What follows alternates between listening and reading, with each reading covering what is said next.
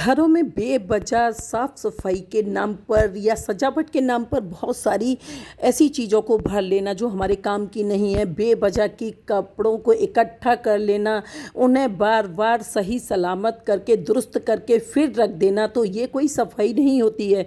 ये हमारे घर में नकारात्मकता फैलाते हैं। इन सब से बचने के लिए लाई हूँ मैं आज एक ऐसा टॉपिक जिसे सुनकर आप लोगों को लगेगा कि हाँ, शायद ये हमारे काम की बात है और हमें इस पर अमल भी करना चाहिए। घर में बेवजह बहुत सारे कपड़े, किताब, कॉपियाँ, धार्मिक पुस्तकें जो हम भर के रख लेते हैं, वो हमारे घर में क्या करती हैं जानें।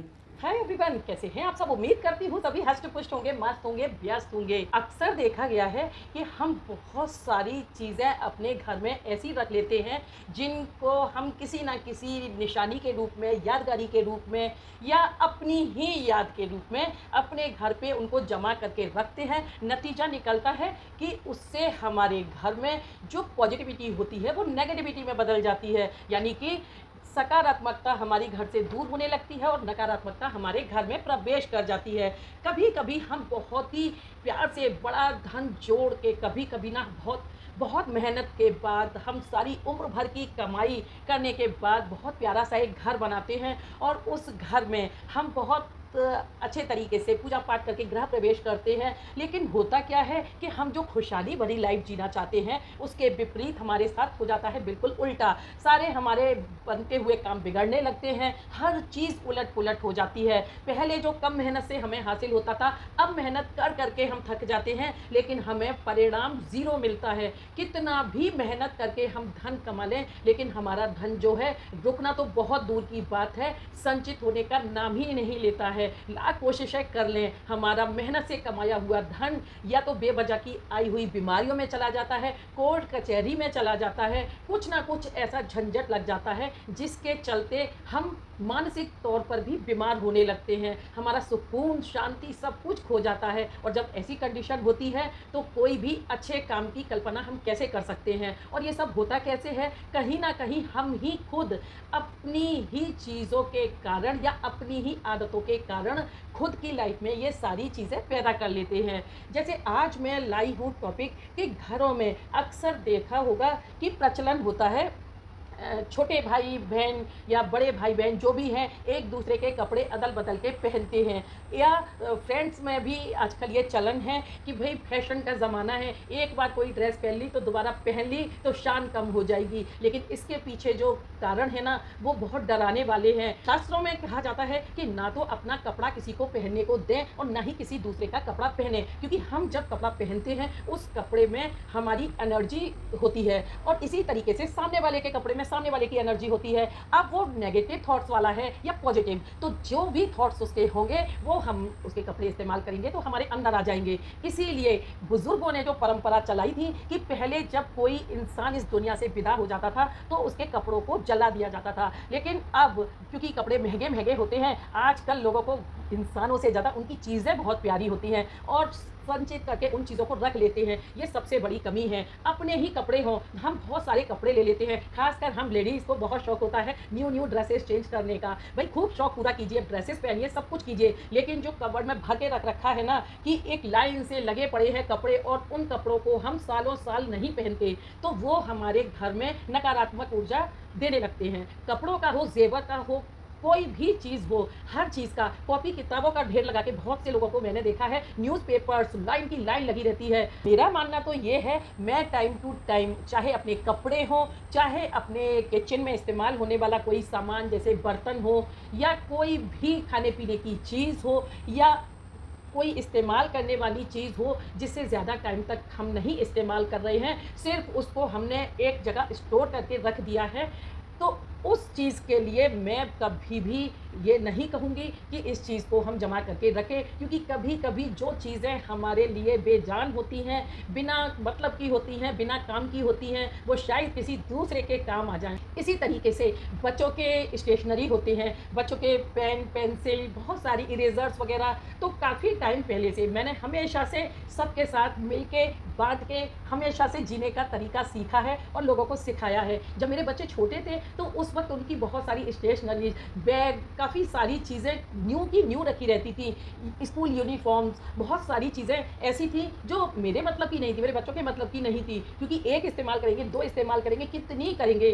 अच्छा, कुछ लोगों को मैंने देखा है कि वो चीज़ें किताबें जो होती हैं या नोटबुक्स होती हैं, बुक्स होती हैं, नोटबुक्स होती हैं, उनको ज़्यादा दिन तक हम रखते हैं, तो कभी-कभी बारिश के टाइम में देखा होगा ज़्यादा सीलन आती है, और नहीं तो जहाँ हमने स्टोर करके उन चीज़ों को रख रखा है, चाहे वो कपड़े हों, चाहे हमारी किताब कॉपियाँ हों, कोई भी सामान हो, अगर हम रखते हैं तो एकदम से एक स्मेल सी आती है उसमें से, तो वही नकारात्मकता का प्रतीक होती है। वही एक ऐसी चीज़ होती है जो हमें कहीं न कहीं प्रभावित करती है। तो मैं हमेशा से ये चीज़ें किसी भी ज़रूरतमंद को देती आई हूँ। जैसे वृंदावन जाती हूँ तो मथुरा वृंदावन में बहुत सारे ऐसे बच्चे हैं जो पेन पेंसिल के अभाव में पढ़ भी नहीं पाते और उनको बहुत शौक होता है। या कपड़े हैं, आपके कपड़े हैं, बच्चे यूनिफ़ॉर्म केवल स्कूल में ही पहनना पसंद करते हैं। हम लोगों का टाइम गया जब हम सैटरडे को हम अपनी यूनिफ़ॉर्म पहन लिया करते थे कि कोई बात नहीं है भाई, कल संडे है, ये धुलेगी। तो आज के बच्चे ना ये बिल्कुल पहनना नहीं जानते, ना इनको पसंद होता है। तो मैं सभी चीज़ों को लेकर के जो ज़रूरतमंद होती है ना, उनको दे देती हूँ।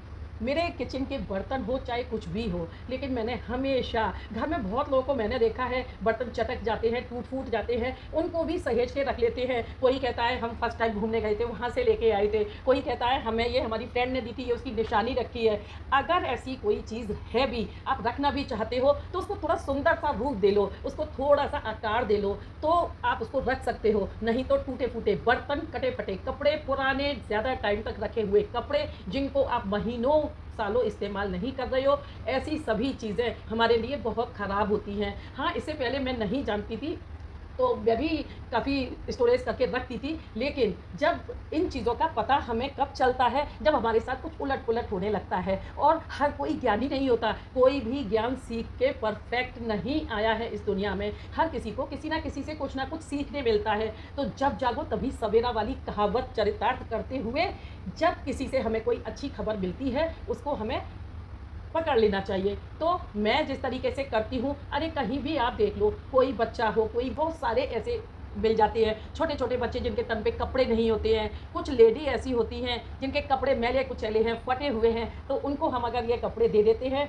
तो वो उनके लिए बहुत ज़्यादा काम के होते हैं। अब मैं नाम नहीं लूँगी, लेकिन बहुत सारे मेरे पड़ोस के ऐसे लोग थे, जिन साड़ियों को मैं रिजेक्ट कर दिया करती थी, वो फंक्शन में पहना करती थी, तो बड़ी खुशी होती थी देख के। और तो और मेरी सासू माँ मेरी साड़ियाँ तो वो बड़े प्यार से पहन लिया करती थी, और अगर उनसे कोई कहता था बहू की उतरन पहन रही हो, तो वे बहुत खुश होके कहती थी कि ये भी हमारा भाग्य है, तुम्हारी बहू की उतरन तुम पहन लो। तो यहाँ कहने का मतलब है कि हम थोड़ा-सा समझदारी से अगर काम लेते हैं, तो हम अपने घर को हमेशा ऊँचाइयों पे लेते जाते हैं। और अगर हम ज़रा-सा भी लोभ अपने मन में रखते हैं, लालच बुरी बला है, हमें बचपन से सिखाया जाता है, तो हर चीज़ का लालच बुरी बला है। भई अच्छा, यहाँ पे जैसे मेन टॉपिक था कि जो लोग इस दुनिया से चले जाते हैं, तो उनके कपड़े भी इसीलिए नहीं इस्तेमाल किए जाते हैं। इस टॉपिक पे मैं ज़्यादा नहीं बोलूँगी। एक मेरी दादी मम्मी की बहुत आदत थी, मेरे अंदर जो सभी चीज़ों को जोड़ने की कला जो आई, वो ऐसे आई कि इतना बर्तन कि अगर 10 घरों में वो बर्तन बाँट दिया जाए, तो एक बड़ी से बड़ी फैमिली आराम से सालों तक उन बर्तनों को इस्तेमाल कर सकती है। लेकिन आज भी वो बर्तन कहीं न कहीं भरे हुए रखे हुए हैं, और उन बर्तनों की शक्ल ही बदल गई है। पहले के टाइम में पीतल, काँसा, तावा, जस्ता, फूल, ये सारी चीज़ों के बर्तन हुआ करते थे। स्टील बहुत बाद में आया है। सभी जो बर्तन हैं बहुत मात्रा में, एक पहले दुछत्तियाँ होती थी ना, उसमें भरे हुए पड़े हैं। अब किसी की हिम्मत भी नहीं है कि उन बर्तनों को जाके निकाल ले, क्योंकि सालों साल हो गए उन बर्तनों को। मैं सोचूँ तो शायद मैं पैदा भी नहीं हुई थी, उस टाइम से वो बर्तनों का भंडार वहाँ लगा हुआ है। तो कोई हिम्मत नहीं करेगा उस दुछत्ती में ऊपर जा कर के उनको निकालने की।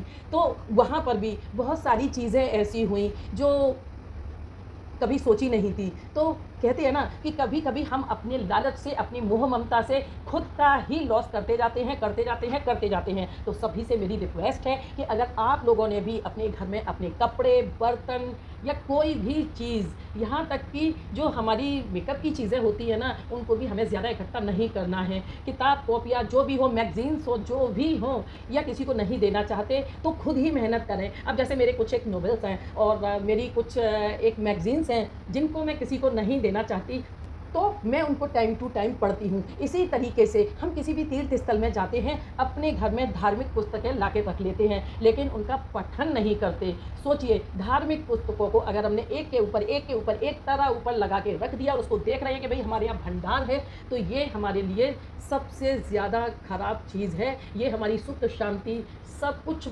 ख़राब करने के लिए काफ़ी है। और मैं उम्मीद करूँगी कि इस वीडियो को आप लोग ज़रूर से पसंद करेंगे। अगर अच्छी लगी हो तो लाइक करें, सब्सक्राइब करें मेरे चैनल नीलस वाइब्स को, शेयर करें फ्रेंड्स, फैमिली और रिलेटिव्स के साथ। और पहली बार आई हैं तो बेल आइकन को प्रेस करना बिल्कुल भी ना भूलें, ताकि वीडियोज़ के नोटिफिकेशन फर्स्ट एंड फर्स्ट आपके सामने हो। हंसते रहें, हंसाते रहें, मस्त रहें, व्यस्त रहें, देखते रहें मेरे साथ नीलस वाइब्स को। Thanks for watching.